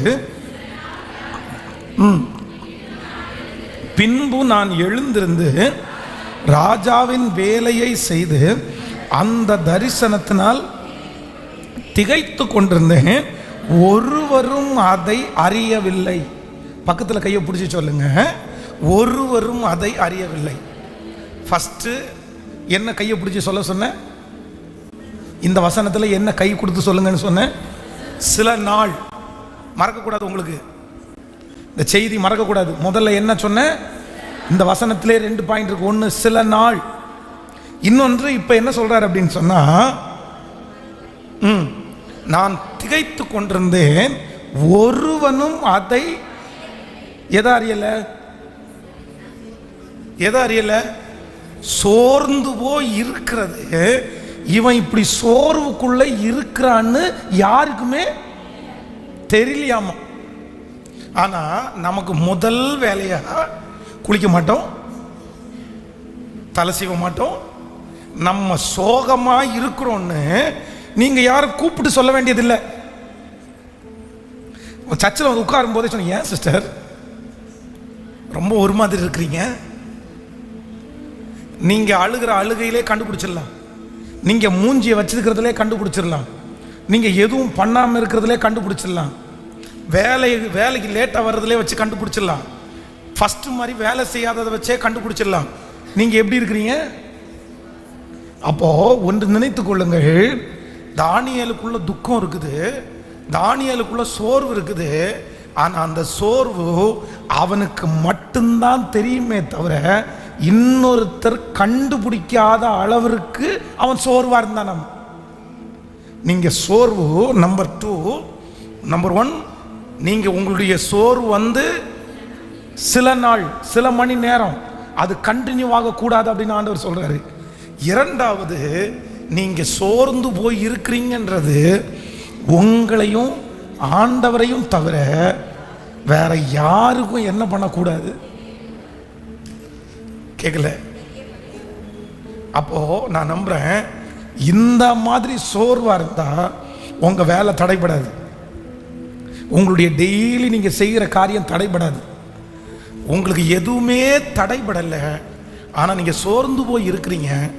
அப்படிப்பட்டவர்களை ஆண்டவர் தட்டி கொடுத்து பலப்படுத்த வல்லவராக இருக்கிறார்.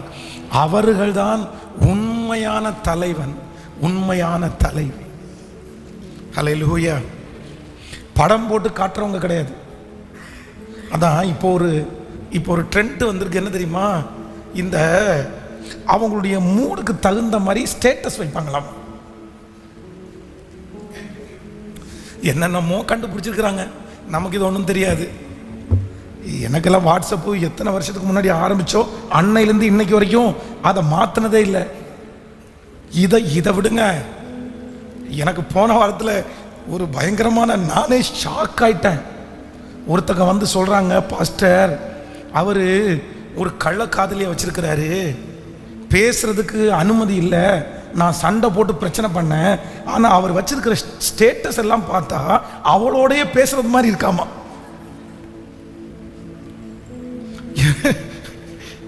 எனக்கு தூக்கி வாரி போட்டுருச்சு. அவர் வந்து ஃபோனில் பேசுறதில்ல, அவர் எஸ்எம்எஸ் எல்லாம் அனுப்புறதில்லை, ஏன்னா நான் பார்த்துருவேன். ஆனால் அவர் வைக்கிற ஸ்டேட்டஸ் மேலே எனக்கு சந்தேகமாக இருக்குது. அவர் கரெக்டாக லிங்க் ஆகிறது மாதிரியே இருக்குது. அவர் வச்சிருக்கிறது ஒரு நாளில் 4 டைம் அதை மாற்றிடுறாரு. காலையில் ஒன்று வச்சிடுறாரு, மதியானம் ஒன்று வச்சிடுறாரு. அதை நான் வாட்ச் பண்ணுறேன், அது என்னமோ வந்து அவங்களுக்குள்ள சிங்க் ஆகிற மாதிரி இருக்குன்றாங்க. ஆட பாவி, அதான் பாவம் செய்கிறதுக்கு சத்துரு எவ்வளோ வேணாலும் ஐடியா கொடுப்பான் போல தெரியுது. எப்படி இருக்கு பாருங்க உலகம்.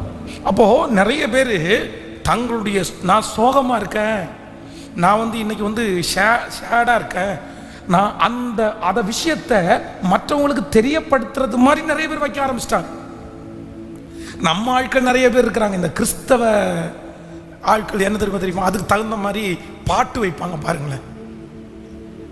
நிறைய பேர் அந்த பாட்டை அப்படி அதுக்கு தகுந்த மாதிரி பாட்டு வைக்கிறது, அந்த சூழ்நிலைக்கு தகுந்த மாதிரி. உடனே யாராவது ஒருத்தர், ஏன் உனக்கு ஏதாவது பிரச்சனையா, ஆக மொத்தத்தில் யாராவது ஒருத்தர் உங்களுக்கு பிரச்சனையான்னு கேட்கணும். அது வந்து அவங்களுக்கு நிறைய பேருக்கு பிடிக்கணும். ஆனால் தானியேல் என்ன சொல்றாரு அப்படின்னு சொன்னா, நான் சோகமாக இருந்ததையோ, நான் இவ்வளவு வருத்தமாக இருக்கிறன்றதையோ கர்த்தரை தவிர வேற ஒருத்தருக்கும் என்ன பண்ணாது அப்படின்னா. ஹல்லேலூயா.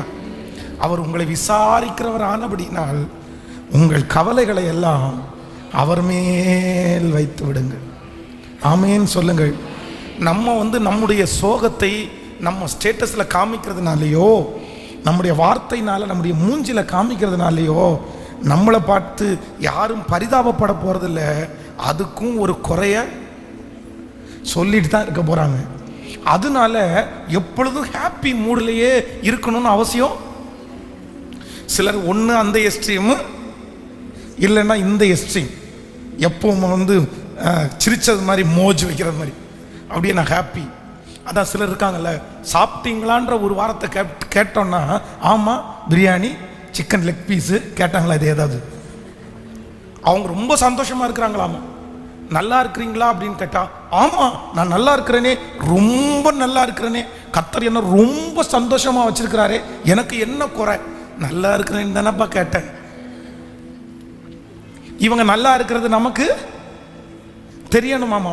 ஓவரா அந்த எஸ்டி ஆண்டவருடைய பிள்ளைகளே, நான் என்ன நம்புறேன் அப்படின்னு சொன்னா, ஓவரா அந்த எஸ்டியும் போக வேண்டாம், சோகமான இப்படியே படுத்து கிடக்கிறது மாதிரியும் போக வேண்டாம். நம்ம எப்படி இருந்தா போதும் அப்படின்னா, நார்மலான பர்சனா இருந்தா போதுமானது. ஹல்லேலூயா. சோர்வா இருக்கிற ஒவ்வொருத்தருக்கும் ஆண்டவர் என்ன சொல்லி கொடுக்குறாரு அப்படின்னு சொன்னா, உன்னுடைய சோர்வு இன்னொருத்தருக்கு என்ன பண்ணக்கூடாது அப்படின்னா. இப்போ தீர்க்கதரிசியை பார்த்து சோர்ந்து போய் படுத்து கிடக்கும்போது நியூஸ் அந்த அம்மாவுக்கு போயிருக்குமா போயிருக்காதா? அந்த அம்மா என்ன சொல்லி அனுப்புகிறாங்கன்னா, நாளைக்கு காலைல அவன் தலையை எடுத்துருவேன்னு சொல்கிறாங்க. இவர் அந்த வார்த்தையை கேட்டு சோர்ந்து போய் படுத்து கிடக்கிறாரு. அந்த அம்மா கேட்ட உடனே சந்தோஷப்பட்டிருக்குமா? நான் நம்புகிறேன் சில நேரத்தில் நம்ம சோகமாக இருந்தால், நம்ம சோர்வனுடைய உச்சகட்டத்தில் இருக்கோன்னா நிறைய பேருக்கு அது பிடிக்கும், நிறைய பேர் அதை வச்சு சந்தோஷப்படுவாங்க. அதனால அவங்களுக்கு முன்னாடி என்னுடைய சோர்வு தெரிகிற அளவுக்கு நான் நடக்க வேண்டிய அவசியம் இல்லை. ஹல்லேலூயா. என்னை விசாரிக்கிறவர் என்னை நன்றாய் வைத்திருக்கிறார், என்னை அவர் தேற்றுகிறார், என்னை அவர் ஆற்றுகிறார், என்னை அவரே நடத்துகிறார். சோகத்தை வெளியே காமிக்காம இருக்கிறது கூட ஒரு குவாலிட்டி தான். யோசேப்புக்குள்ள சோகம் இருந்திருக்குமா இருந்திருக்காதா சொல்லுங்க? அப்பா கூட ரொம்ப செல்லமாய் வாழ்ந்து பலவர்ணா இங்கி போட்டு அவங்க அப்பா அழகு பார்த்து, இப்போ போத்திபாருடைய வீட்டில் அந்த அடிமை வேலை பார்க்கும்போது எவ்வளோ கஷ்டமாக இருந்திருக்கும், எவ்வளோ கஷ்டமாக இருந்திருக்கும். ஆனால் நான் நம்புகிறேன், அந்த இடத்துல கொடுக்கப்பட்டிருக்கிற வேலையில் உண்மையாக இருந்து தனக்கு இப்படிப்பட்ட ஒரு பேக்ரவுண்டு இருக்குது அப்படின்றத அங்கே இருக்கிற யாருக்குமே தெரியாமல் நடந்துக்கிட்டவர் தான் யார் அப்படின்னா யோசேப்பு. ஒரே ஒரு மனுஷனிடத்துல சொல்கிறாரு, நான் இந்த இடத்துல வந்தது களவாய் கொண்டு வரப்பட்டேன், இந்த இடத்துல வர்றதுக்கு நான் ஒரு தீமையும் செய்யலைன்னு ஒரு மனுஷனிடத்துல சொல்கிறாரே தவிர, அவர் அந்த இடத்துல சோகமாக இருந்திருந்தா போத்திபாருடைய கண்களில் தயவு கிடைச்சிருக்குமா சொல்லுங்க? உங்களை பார்த்து ஒன்று கேட்குறேன், நீங்கள் வேலை செய்கிற இடத்துல சந்தோஷமாக ஹாப்பியாக அந்த வேலையை செய்கிறது எஜமானனுக்கு பிடிக்குமா? சோர்வோடு அந்த வேலை செய்கிறது பிடிக்குமா? எது பிடிக்கும்? அதுதானே பிடிக்கும். அப்போ நம்ம ஏன் அவங்களுக்கு முன்னாடி சோர்வாக இருக்கணும்? உங்களுடைய வீட்டுக்காரருக்கு நீங்கள் சோகமாக அப்படியே இருக்கிறது பிடிக்குமா? இல்லை அப்படின்னா சந்தோஷமாக ஒரு சிரித்த முகத்தோட, ஓவராக இல்லை, ஓவராக இருந்தால் அது சந்தேகத்தை கொண்டு வந்துடும். அதுலேயும் ரொம்ப கவனமாக இருக்கணும். நீங்கள் சிலர் ரொம்ப சந்தோஷமாக இருக்கிற மாதிரி இருந்துச்சுன்னா ரொம்ப ஓவராக சந்தோஷமாக இருக்க என்ன அப்படின்ற மாதிரி வந்துடக்கூடாது. அப்போது இந்த உலகத்தில் இருக்கிற நம்மை சுற்றி இருக்கிற எல்லாருமே நம்மிடத்துல என்ன எதிர்பார்க்குறாங்க அப்படின்னா, நம்ம சோர்ந்து போய் இருக்கிறதே அல்ல, நம்ம உற்சாகமாக இருக்கிறதை எதிர்பார்க்கிறாரு. ஹல்லேலூயா. கைகளை உயர்த்தி ஆண்டவரிடத்துல கேட்க போகிறோம். நான் வருத்தமாக இருக்கிறது, நான் சோர்வாக இருக்கிறது உங்களுக்கு மட்டும் தெரிஞ்சால் போதும் ஆண்டவரே, மனுஷனுக்கு தெரிய வேண்டிய அவசியம் இல்லை. சொல்லுங்க, முழு பலத்தோட சொல்லுங்க, எந்த மனுஷனுக்கு தெரிய வேண்டாம், எந்த மனுஷனுக்கும் தெரிய வேண்டாம். எனக்கு இருக்கிற சோர்வு யாருக்கும் தெரியாமலே சரி பண்ணுகிற ஒரு கர்த்தர். எனக்குள்ள நிறைய சோர்வு இருக்கு ஆண்டவரே, எனக்குள்ள நிறைய வருத்தம் இருக்குது, ஆனா யாருக்குமே தெரிகிறதற்கு முன்னாடியே என்னை தைரியப்படுத்துங்க ஆண்டவரே, என்னை திடப்படுத்துங்க ஆண்டவரே,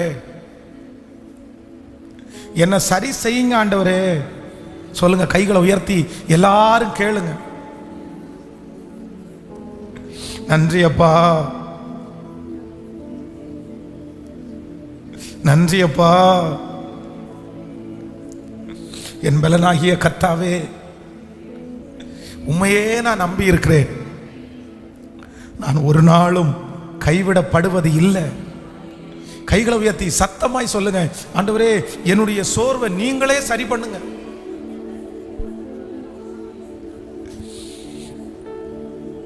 சொல்லுங்க, நீங்களே சரி பண்ணுங்க. அது என்ன சோர்வு நமக்கு தெரியும் ஆண்டவரே. அது என்ன பலவீனம்னு நமக்கு தெரியும் ஆண்டவரே. நீங்க என்ன தட்டி கொடுங்க, நீங்க என்ன உற்சாகப்படுத்துங்க, நீங்க என்ன பலப்படுத்துங்க.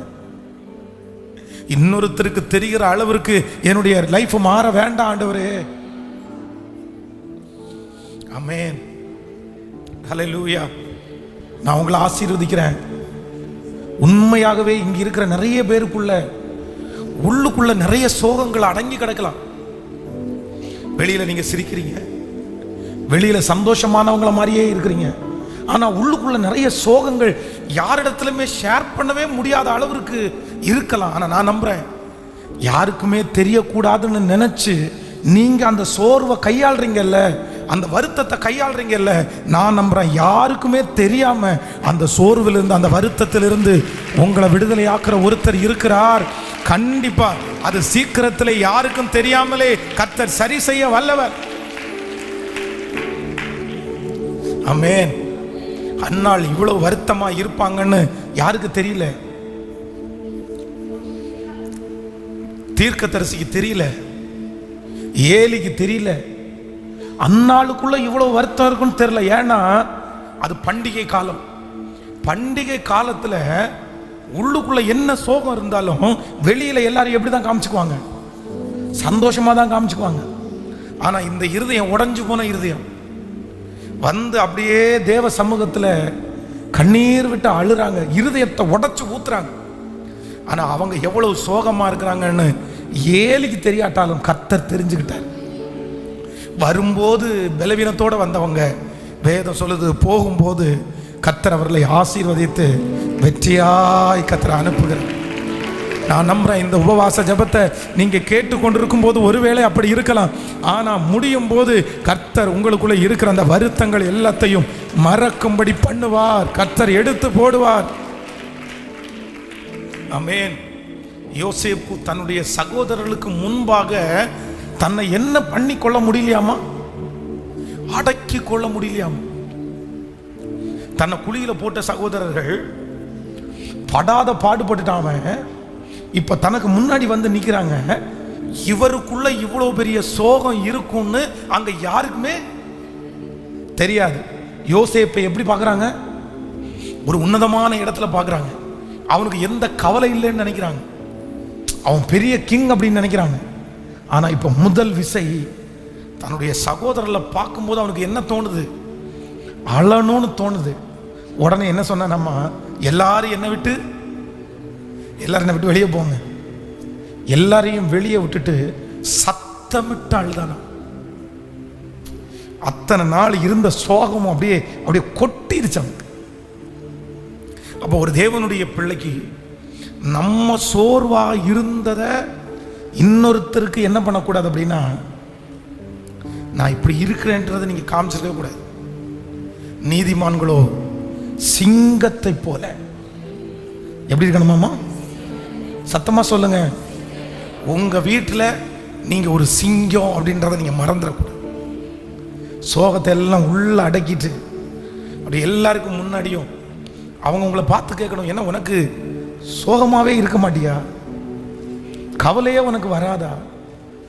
நீ எப்படி இவ்வளவு தைரியமா இருக்க அப்படின்னு உங்களை குறித்து சொல்லுகிற அளவிற்கு கர்த்தர் உங்களை மாற்றுவாராக. ஹல்லேலூயா. இந்த வருடத்தில் ஆண்டவர் மாற்றுவாராக. கர்த்தர் அப்படிப்பட்ட ஒரு தைரியசாலிகளாய் கர்த்தர் மாற்றுவாராக. அப்படி அநேகருக்கு முன்பாக தலைவனாய் தலைவியாய் கர்த்தர் உங்களை அபிஷேகம் பண்ணுவாராக. எத்தனை பேர் ஆமோதிக்கிறீர்கள்? நம்பர் 1, இந்த சோர்வில் ஒரு தேவனுடைய பிள்ளை கண்டுகொள்ள வேண்டிய முதல் விஷயம் என்ன அப்படின்னு சொன்னா, தொடர்வதற்கு அனுமதிக்கவே கூடாது. சில நிமிஷம் சில மணி நேரத்திலேயே தாவீது எப்படி தன்னை திடப்படுத்தி கொண்டானோ அதே போல என்ன பண்ணணும்னா, உடனே சரி, தாவீது தன்னுடைய பிள்ளை மரித்து போகும்போது என்ன சொல்றார் அப்படின்னு சொன்னா, நான் பிள்ளையிடத்திற்கு போவேனே அல்லாமல் அது என்னிடத்திற்கு திரும்ப வராது. நேற்றைய தினத்தில் ஒரு ரட்சிக்கப்படலை, ஆனால் ஏசப்பாவை ரொம்ப பிடிக்கும் அவருக்கு. ஒரு மனிதனை சந்தித்தேன். அவருக்கு வயசு ஒரு 49 அந்த ரேஞ்ச் தான். அவர் சொன்னார், என்னுடைய மனைவியை கூப்பிட்டு நான் சொன்னேன், இந்த பாரு, அவர் ஒரு பெரிய தொழிலதிபர், அவர் நிறைய யூனிட்ஸ், நிறைய பேர் வேலை பார்க்குறாங்க. ஒருவேளை நான் இறந்து போயிட்டேன் அப்படின்னா, செத்துட்டேன் அப்படின்னா உனக்கு நியூஸ் வரும். நீ ஒன்றுமே யோசிக்க வேண்டாம். மரணம்ன்றது எல்லாருக்குமே வர்றது தான். நீ கண்டிப்பாக இந்த உலகத்தில் பிறந்த எல்லா மனுஷனும் மரணத்தை கண்டிப்பாக ஏற்றுக்கிட்டு தான் ஆகணும். நீ உடனே ஏற்றுக்கணும், அவ்வளோதான். எல்லாம் சொல்லிட்டியா? ஒரு நாளைக்குள்ள அந்த சரீரத்தை டிஸ்போஸ் பண்ணிடணும். நெக்ஸ்ட் டே மார்னிங் காலையில் எந்திரிச்சு இன்னைக்கு நான் என்னென்ன செய்கிறேனோ அதை மொத்தத்தையும் நீ தொடரணும். அவ்வளோதான், முடிஞ்சிச்சு. ஒருவேளை நான் இங்கே சாகாம வெளிநாட்டில் எங்கேயாவது போகும்போது அங்கே செத்துருக்கேன் அப்படின்னா நீ ஒன்றுமே யோசிக்க வேண்டாம். என் பாடியை இங்கே கொண்டு வர்றதுக்கு நீ எந்த முயற்சியும் எடுக்க வேண்டாம். அங்கேயே யாரையாவது வச்சு என் பாடியை டிஸ்போஸ் பண்ணிட்டு அதே நெக்ஸ்ட் டே இங்கே நான் என்னென்ன செஞ்சேனோ அத்தனையும் நீ தைரியமாக கண்டினியூ பண்ணு. ஸோ மரணம்ன்ற ஒன்றை எல்லாருமே ஏற்றுக்கிட்டு தான். எனக்கு ரொம்ப ஆச்சரியமாக இருந்துச்சு. ஒரு உலக மனுஷன் ரட்சிக்கப்படலை, ஞானஸ்நானம் எடுக்கலை, ஆனால் நம்மளால் சொல்ல முடியுமா?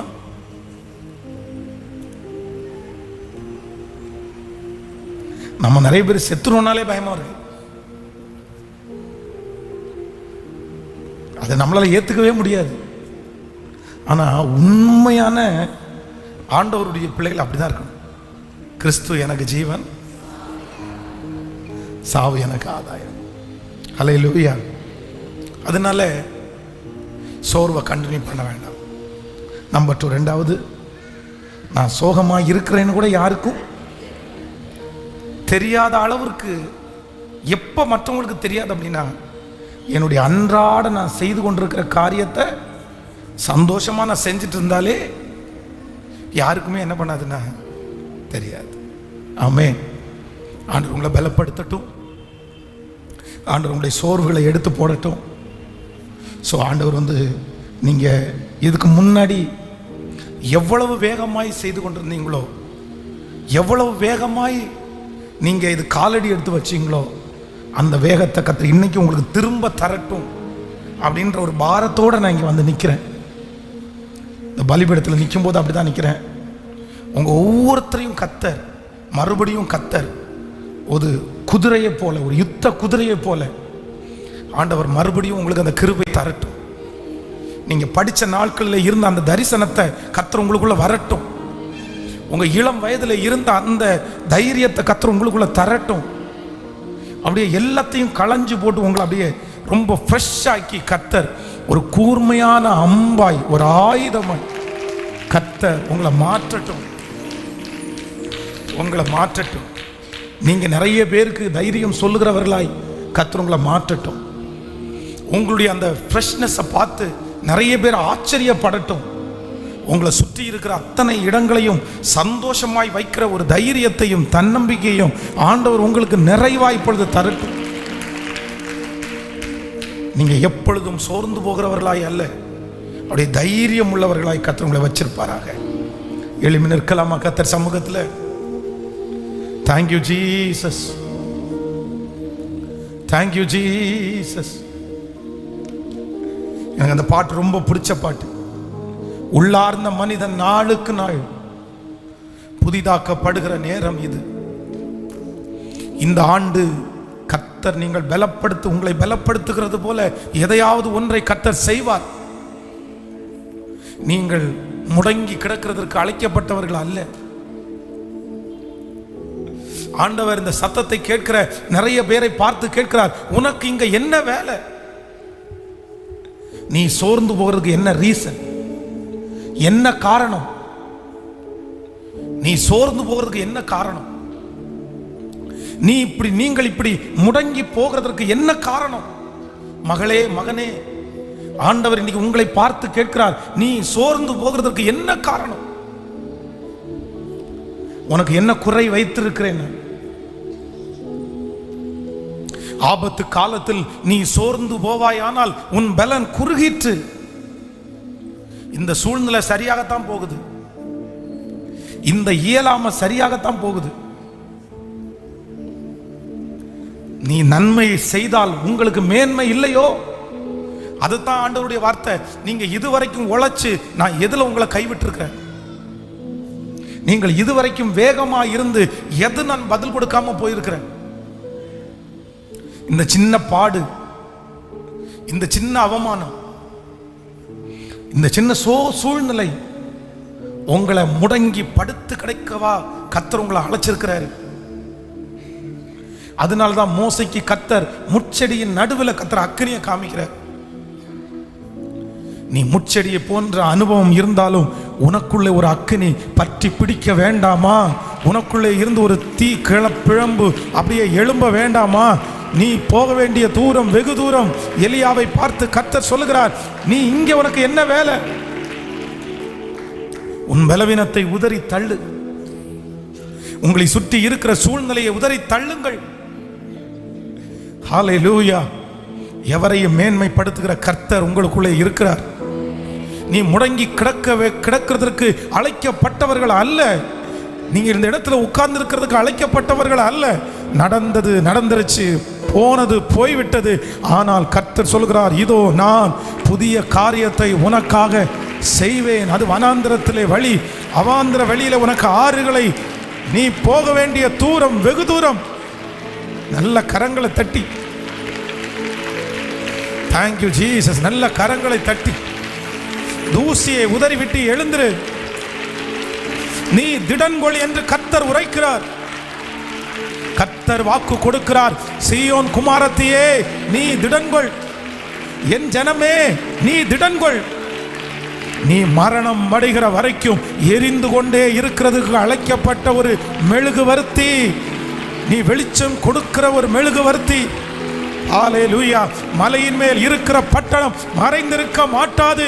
உன்னை ஒருக்கு அல்ல, நீ அநேகருக்கு வெளிச்சம் கொடுக்கிற விளக்கு. இருள் இருக்கிற ஜனங்கள் ஒரு பெரிய வெளிச்சத்தை கண்டுகொள்ளுவார்கள். உங்களையும் என்னையும் பிரகாசிக்க பண்ணுகிற ஒரு நல்ல கர்த்தர். நீ அணைந்து போகக்கூடியவன் அல்ல. அவர் நெறிந்த நாணலை முறியாதவர். மங்கி எரிகிற திரியை அணையாமல் இருக்கிற கர்த்தர். உங்களுடைய திரி மங்கி போய்விட்டதோ? இன்னும் சில நிமிடங்களுக்குள்ளே இன்னும் பெரிய காற்று அடித்தால் என்னுடைய எரிந்து கொண்டிருக்கிற மெழுகுவர்த்தி அணைந்துவிடும் என்று நீங்கள் நினைக்கிறீர்கள். ஆனால் கர்த்தர் வாக்குரைக்கிறார், நான் எரிய வைத்த, நான் ஏற்றி வைத்த இந்த விளக்கை யாரால் அணைக்க முடியும்? அவருடைய கைகள் காற்று பலமாய் அடிக்கும் போது அந்த எரிந்து கொண்டிருக்கிற அந்த தீக்கு முன்பாக வந்து அப்படியே அது அணைக்கிறது. எந்த காற்றும் அதை அணைக்க முடியாது. அதுதான் நெறிந்த நாணலை முறியாதவர், மங்கி எரிகிற திரியை அணையாதிருக்கிற கர்த்தர். எழும்பு சீயோனே, மறுபடியும் உன்னுடைய வேதத்தை கையிலே எடுங்கள், மறுபடியும் அந்த பட்டயத்தை கையிலே எடுங்கள் என்று பரிசுத்த ஆவியானவர் வாக்குரைக்கிறார். மறுபடியும் அந்த முழங்கால்களை பலப்படுத்தி முழங்கால்களிலே நில் என்று பரிசுத்த ஆவியானவர் உங்களை பலப்படுத்துகிறார். மறுபடியும் நீ போ, நட, நீ நடந்து செல், நீ அந்த பர்வதம் மட்டும் ஏறி போ. ஹல்லேலூயா. கர்த்தர் இன்றைக்கு இந்த உபவாச ஜெபத்தில் கர்த்தர் உங்களுக்கு அந்த பலத்தை கொடுக்கிறார். 40 நாட்கள் இரவும் பகலும் நீ நடந்தாலும் சோர்ந்து போகாத அபிஷேகத்தை கர்த்தர் தரப்போகிறார். தூசியை உதறிவிட்டு எழுந்திரு. பரிசுத்தவான்கள் இந்த சூழ்நிலையில் தான் ஓடினார்கள். அவர்களுக்கு இருந்த அந்த பாடுகளை அவர்கள் பெரிதாய் எடுக்கவில்லை.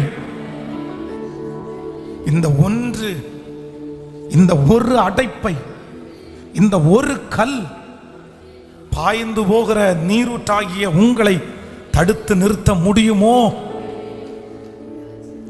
அதைத்தான் ஆண்டவர் இன்றைக்கு யாரோ ஒருத்தரிடத்தில் பேசுறார். மகளே, மகனே, இந்த ஒரு கல், நீ பாய்ந்து ஓடக்கூடிய நீரூற்று, நீ வற்றாத நீரூற்று, நீ நிறைய இடத்துல இருக்கிற ஜனங்களை உயிர் கொடுக்க அழைக்கப்பட்டவள். ஆனா ஒரு கல் அப்படியே பாய்ந்து போகிற அந்த நீரூற்றை தடுத்து நிறுத்தலாமா? அந்த ஒரு கல்லை சற்று விலக்கி கொள்ளுங்கள், அதை கொஞ்சம் தள்ளுங்கள். கர்த்தர் உங்களை நிறைய பேருக்கு பிரயோஜனம் உள்ளவர்களாய் கர்த்தர் மாற்ற போகிறார். Thank you Jesus. அந்த கல்லை பார்க்க வேண்டாம், அந்த கல் தடுத்து நிறுத்த வேண்டாம். கர்த்தர் அந்த ஒன்றுக்கு அல்ல, நீங்கள் அந்த ஒன்றையே பிடித்து கொண்டு அது எனக்கு கிடைத்தால் போதும், அதுல நான் வெற்றி அடைந்தால் போதும். ஆனா ஆண்டவர் வாக்கு கொடுக்கிறார், இல்லை, அந்த ஒரு காரியத்திற்காக உன்னை நான் அழைக்கவில்லை. அந்த ஒன்றை பார்த்து சோர்ந்து போகிறதற்கு உன்னை நான் பலப்படுத்தவில்லை. அதை உதறி தள்ளு. நீ போக வேண்டியது, செய்ய வேண்டியது, நீ பண்ண வேண்டியது இன்னும் நிறைய கர்த்தருடைய கரத்திலே உண்டு. நன்றாய் கரங்களை தட்டி அந்த ஒன்றை பார்த்து சோர்ந்து போக வேண்டாம். அந்த அபிஷேகத்தினுடைய நிறைவு நிறைய பேர் மேல இறங்குறத நான் பார்க்கிறேன். Thank you Jesus, thank you Jesus. சோர்ந்து போகிறவனுக்கு பலன் கொடுத்து சத்துவமில்லாதவனுடைய சத்துவத்தை பெருக பண்ணுகிற கர்த்தர். யோபு தன் சிநேகிதனுக்காக வேண்டுதல் செய்தான். கர்த்தர் அவன் சிறையிருப்பை மாற்றினார். ஒருவருடைய கரங்களை ஒருவர் பிடித்து, தேங்க்யூ ஜீசஸ். ஆன்லைன்லையும் ஆயிரக்கணக்கான பேர் ஜெப குறிப்புகளை அனுப்பினார். எல்லாருக்கும் ஒரு நன்மை உண்டாகணும். வருகிற வாரம் நிறைய சாட்சிகளை கர்த்தர் எழுப்பி தரணும். திருமண தடைகள் மாறணும், குழந்தை பாக்கியங்கள் உண்டாகணும், கடன் பிரச்சனையிலிருந்து ஒரு விடுதலை உண்டாகணும். என்னென்ன சூழ்நிலையோடு இந்த சத்தத்தை கேட்டுக்கொண்டிருக்கிறார்களோ ஒரு பெரிய வெற்றி உண்டாகும்படியாய் எல்லாரும் கர்த்தரை ஸ்தோத்திரம் பண்ணி, நன்றியப்பா, நன்றியப்பா ஜெபிக்கலாம். ஸ்தோத்திரம், ஸ்தோத்திரம், ஸ்தோத்திரம், ஸ்தோத்திரம் ஆண்டவரே, ஸ்தோத்திரப்பா. இரக்கத்தில் ஐஸ்வர்யம் உள்ளவரே, எங்க பிள்ளைகளுக்கு மனம் இறங்கும் ஆண்டவரே. இன்றைக்கு இந்த உபவாச ஜபத்தில் திருச்சபையில் கூடியிருக்கிற பிள்ளைகளுக்கு மனம் இறங்கும். ஆன்லைனில் இருக்கிற பிள்ளைகளுக்கு மனம் இறங்கும். இப்பொழுது அவருடைய துக்கம் சந்தோஷமாய் மாற்றப்படுவதாய் அவருடைய ஜபங்களுக்கு பதில் உண்டாவதாகப்பா, உண்டாவதாக ஆண்டவரே. கர்த்தர் ஒரு சாட்சியை எழும்ப பண்ண போகிறதற்காக ஸ்தோத்திரம். ஹல்லேலூயா.